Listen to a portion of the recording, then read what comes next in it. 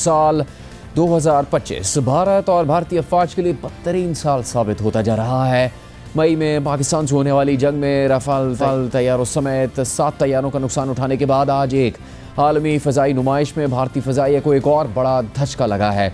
आज Dubai air show में भारतीय साख्ता तेजस फाइटर जेट फ़ज़ाई मुजाहरे के दौरान अफसोसनाक हादसे का शिकार होकर क्रैश कर गया और तैयारे के पायलट की जान भी चली गई है। मगर इस हादसे के बाद भारतीय फ़ज़ाइया की साख मज़ीद ख़राब हो गई है।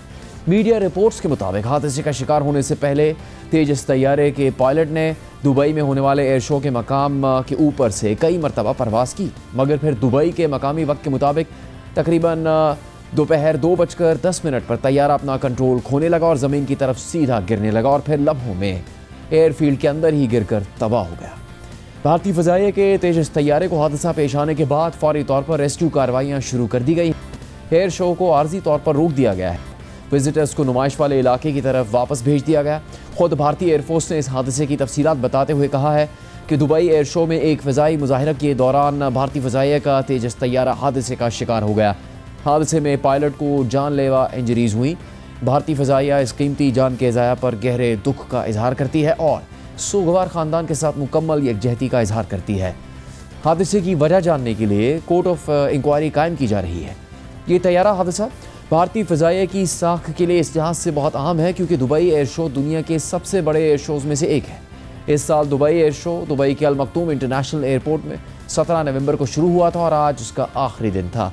इस नुमाइश में पाक फ़ज़ाइया समेत दुनिया के कई ममालिक के जंगी और दीगर तैयारे अपनी फ़ज़ाई सलाहियतों का मुज़ाहरा कर रहे थे। भारतीय फ़ज़ाइया ने तेजस तैयारे को पेश आने वाले हादसे की तहकीकात का ऐलान कर दिया है। BBC के मुताबिक चंद रोज़ से सोशल मीडिया पर यह कयास आराइयाँ भी हो रही थी कि एयर शो में रखे गए इस लड़ाका तैयारे के फ्यूल टैंक से तेल का खराज हो रहा है, लेकिन इंडियन हुकूमत की जानिब से फेक न्यूज़ के तदारुक के लिए बनाया गया अकाउंट PIB फैक्ट चेक ने इन कयास आराइयों की तरदीद की थी और कहा था कि ये मामूल का अमल था जिसमें तैयारे के एनवायरमेंटल कंट्रोल सिस्टम और on board oxygen generating system से आलूदा पानी निकाला गया था। भारत में अब भी ये सवाल उठाया जा रहा है कि यह हादसा इंसानी गलती थी या किसी तकनीकी या फ़नी खराबी का नतीजा था। ताहम ये सूरत हाल पहले ही सामने आ चुकी है कि रवां साल मई में पाक भारत जंग में भारतीय फ़ज़ाइया की नाकामी साबित होने से पहले भारतीय फ़ज़ाइया कई मुश्किलात का सामना कर रही थी, जिनमें टेक्नोलॉजी के मसाइल, तैयारों के पुराने होने का मसला और नए तैयारों की ख़रीदारी की डील्स में ताख़ीर का मसला शामिल था। ख़ास तौर पर भारतीय फ़ज़ाइया के ज़ेर इस्तेमाल रूसी साख्ता MiG-21 तैयारों को उड़ते ताबूत के नाम से पुकारा जाता था। पाक भारत जंग शुरू होने से पहले खुद भारतीय एयर चीफ इस सूरत हाल की निशानदही कर रहे थे।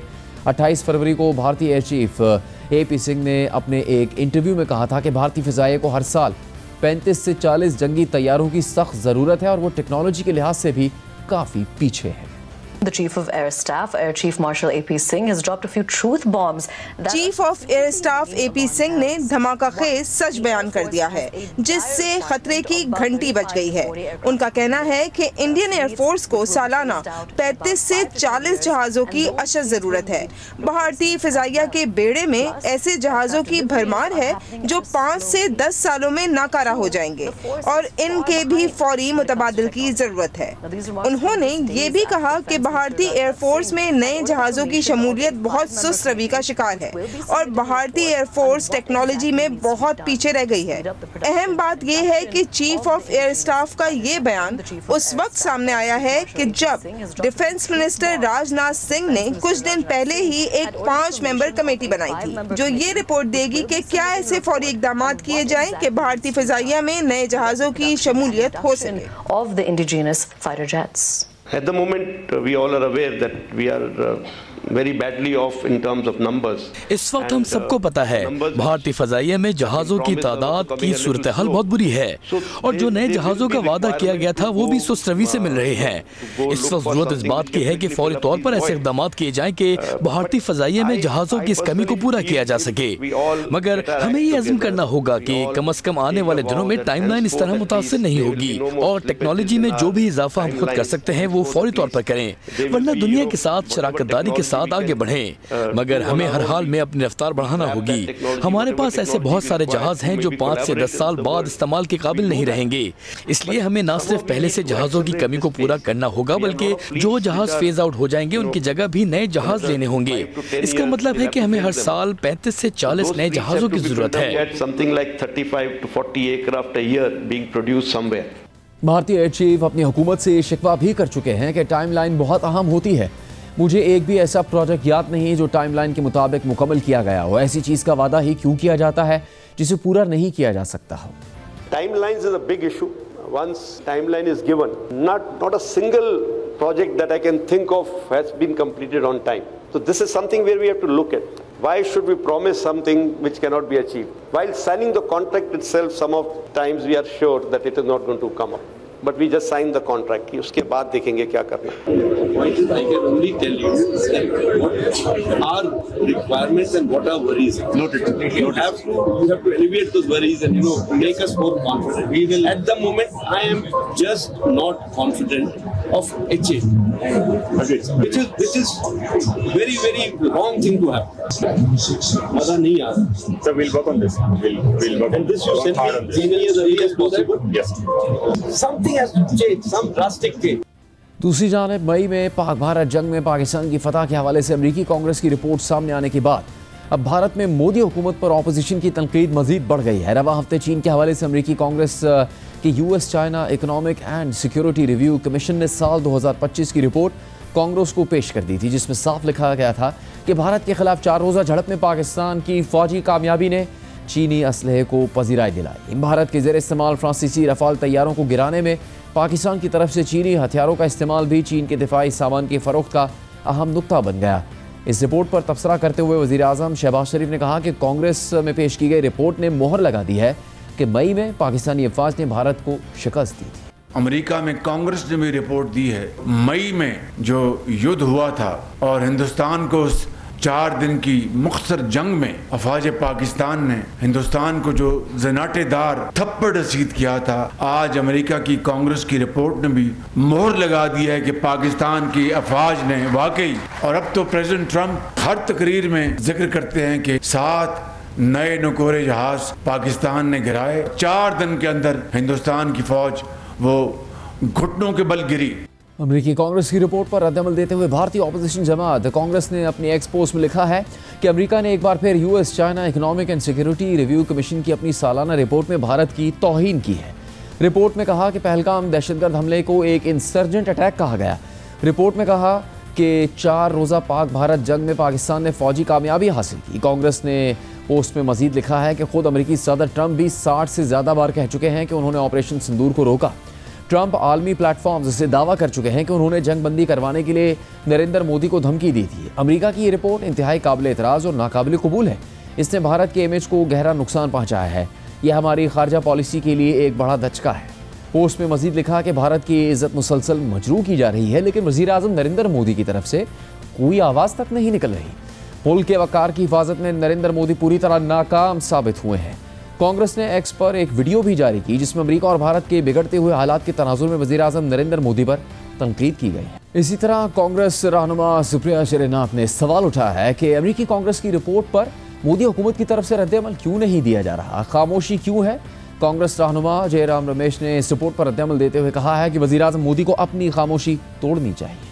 अमेरिका की US China economic and security revision commission ने एक बेहद आपत्तिजनक रिपोर्ट दी है और इस रिपोर्ट में जो चीजें लिखी गई हैं वो तो आपत्तिजनक है ही, सरकार की चुप्पी और भी ज्यादा आपत्तिजनक है। नंबर 108 और 109 पे लिखा गया है कि जो पहलगाम का आतंकी हमला था वो इंसर्जेंट अटैक था, वो विद्रोही अटैक था। दूसरी बात इसमें लिखी गई है कि जो भारत सैन्य का युद्ध हुआ 4 दिन का ऑपरेशन सिंदूर जिसको हमने कहा, उसमें पाकिस्तान की सैन्य शक्ति का प्रमाण मिलता है। लेकिन सवाल ये उठता है कि इसमें भारत सरकार, प्रधानमंत्री मोदी या विदेश मंत्रालय की ओर से कोई आपत्ति क्यों नहीं आई है कि अमेरिका की ब्रीफिंग कौन कर रहा है।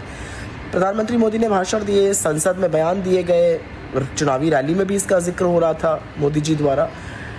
एक संसदीय दल प्रतिनिधिमंडल अमेरिका भी गया, उसके बाद भी इतनी भारत विरोधी रिपोर्ट क्यों बन रही है, इसको कैसे बर्दाश्त किया जा सकता है। और इस पर जो सरकार की चुप्पी है, खासतौर से प्रधानमंत्री की, वो अपने आप में बहुत आपत्तिजनक है।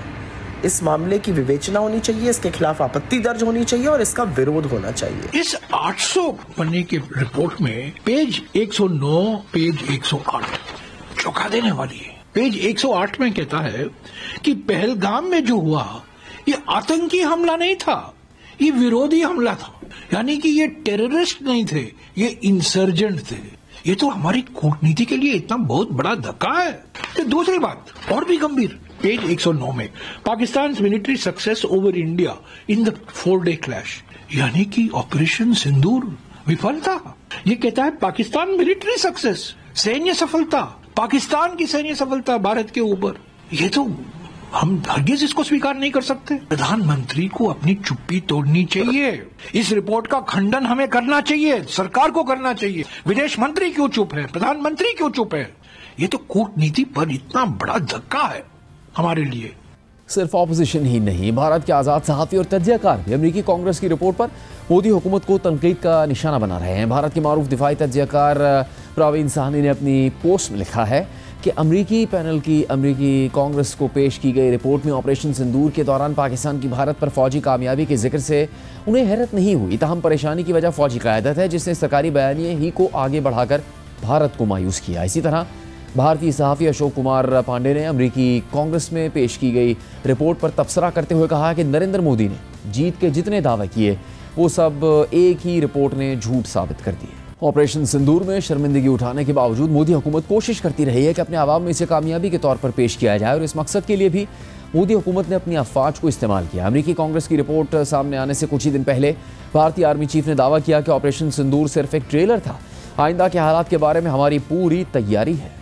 तो आपका असेसमेंट क्या है, इसके जो रिजल्ट्स रहे उसका आकलन क्या है? ऑप सिंदूर 1.0 अगर मैं कहूँ 1.0 तो देखिए, मैं तो ये कहना चाहूँगा कि मूवी शुरू भी नहीं हुई थी, सिर्फ एक ट्रेलर दिखाया गया था और ट्रेलर के बाद 88 घंटे में वो ट्रेलर ख़त्म हो गया था। आगे आने वाले हालात कैसे होंगे ये इसके बारे में हम पूरी तैयारी करके बैठे हुए हैं, और अगर कोई ऐसा हमें मौका देता है पाकिस्तान तो हम उसका भरपूर एक शिक्षा प्रदान करना चाहेंगे उसको कि कैसे एक जिम्मेवार नेशन को अपने पड़ोसियों से बिहेव करना चाहिए। इंडियन आर्मी चीफ के इस दावे पर खुद भारतीय दिफाई तज्ज़ियाकार प्रवीण साहनी ने सवाल उठाया कि ऑपरेशन सिंदूर ट्रेलर था तो इसका नतीजा ये निकला कि पाकिस्तान का दुनिया में क़द और जियोपॉलिटिकल प्रोफाइल बहुत ही बढ़ गया। उन्होंने ये कही है कि जो ऑपरेशन सिंदूर था, जो हम जानते हैं 88 घंटे चला, तकरीबन 4 दिन चला, वो कहते हैं ये तो ट्रेलर था। तो सवाल ये है कि ये जो ट्रेलर जिसको वो बता रहे हैं उस ट्रेलर में हुआ क्या? इंडियन एयरफोर्स ने तो एयर टू एयर ऑपरेशन में शायद हिस्सा लिया ही नहीं, और पाकिस्तान की जो एयरफोर्स है उन्होंने दावा कर दिया, पाकिस्तान ने दावा कर दिया कि हमने 7 फाइटर जेट इंडियन एयरक्राफ्ट के गिरा दिए हैं पहली रात को ही, और उन्होंने कुछ दिनों के बाद 4 रफेल जिसका उन्होंने दावा किया हमने गिराए, उन्होंने उसकी सबूत भी दे दिया, पर इंडियन साइड से उसका कोई जवाब नहीं था, कोई रिस्पांस नहीं था। नतीजा ये निकला कि जहां तक पाकिस्तान का ताल्लुक था, ऑपरेशन सिंदूर जिसको कि आर्मी चीफ ट्रेलर बोल रहे हैं, उसके कारण पाकिस्तान का दुनिया में कद जो था बहुत ज़्यादा बढ़ गया, जिसे हम कहते हैं उनकी जियोपॉलिटिकल प्रोफाइल बहुत ज़्यादा बढ़ गई। और प्रेसिडेंट ट्रंप ने आर्मी चीफ के उनको पहले बुलाया, उसके साथ लंच किया व्हाइट हाउस में। अजरबैजान जो है वो 40 JF-17 एयरक्राफ्ट फाइटर्स ब्लॉक 3 जो कि पाकिस्तान बना रहा है चीन की मदद से पाकिस्तान के अंदर, वो उससे अब खरीदेंगे।